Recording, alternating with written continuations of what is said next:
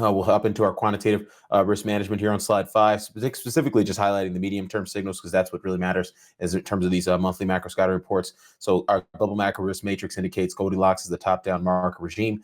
Goldilocks is a risk-on regime in which investors are generally rewarded for increasing risks.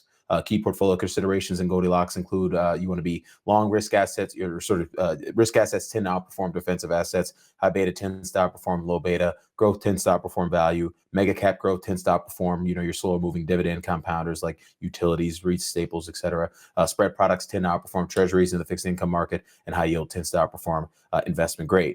And then lastly, with respect to the macro weather model, that is currently generating a bullish 3-month outlook for stocks, bonds, and Bitcoin, and a neutral 3-month outlook for the U.S. dollar and commodities. So a pretty good setup in terms of risk taking from the perspective of these important medium-term quantitative risk management signals. So the weather model signals I mentioned for the stock market is bullish. The weather model signal for the bond market is bullish. Weather model signal for the dollar is neutral. Weather model signal for commodities is neutral, and then the weather model signal for Bitcoin is bullish. So as I mentioned, it is a good time to be taking risks as an investor. And that's exactly what's reflected in our case portfolio construction process. So getting into right tail risk, we're in a Goldilocks regime. So the right tail risk section is before the left tail risk section here.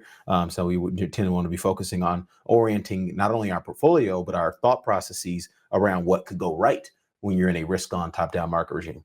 When you're in a risk off top down market regime, you should be orienting your portfolio in a bearish manner and focusing on what could go wrong. And so in our opinion, that's the proper way to do macro risk management.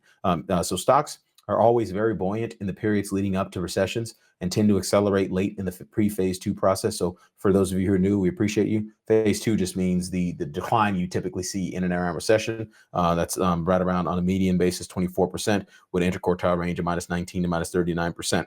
But what we do know, let's say if we are headed to recession, as many macro quote unquote gurus believe we are, if we are headed to recession, you should be extremely bullish on stocks up until the very last minute.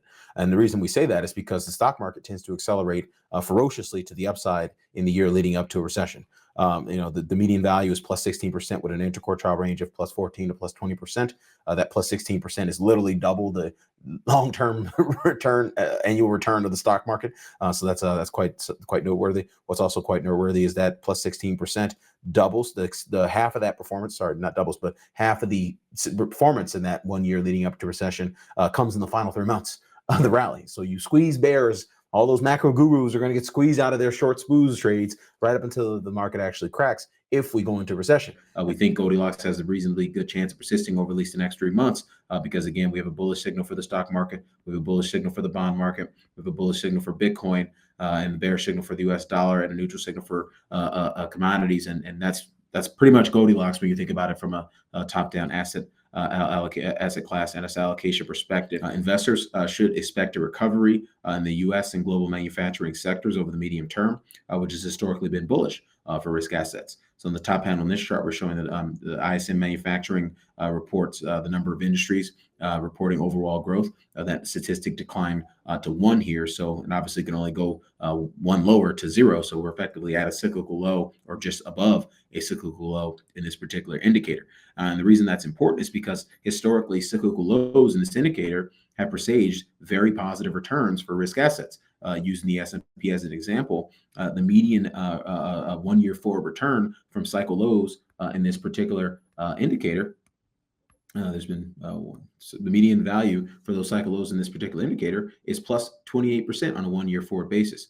And so then there's a percent positive ratio of 80%. So, if you're, banging on the drums on a recession here, talking about stuff like this, you got to think forward and say, hey, it's not going to get worse from here. It's probably going to get better. I guess, even in the global financial crisis, we hit 0 and bounced off. We're not going to hit 0 and stay there for 6 months. It's very unlikely we see that. So just want to make sure everyone's aware of this. This is a stealth leading indicator for some very positive returns over the next year or so.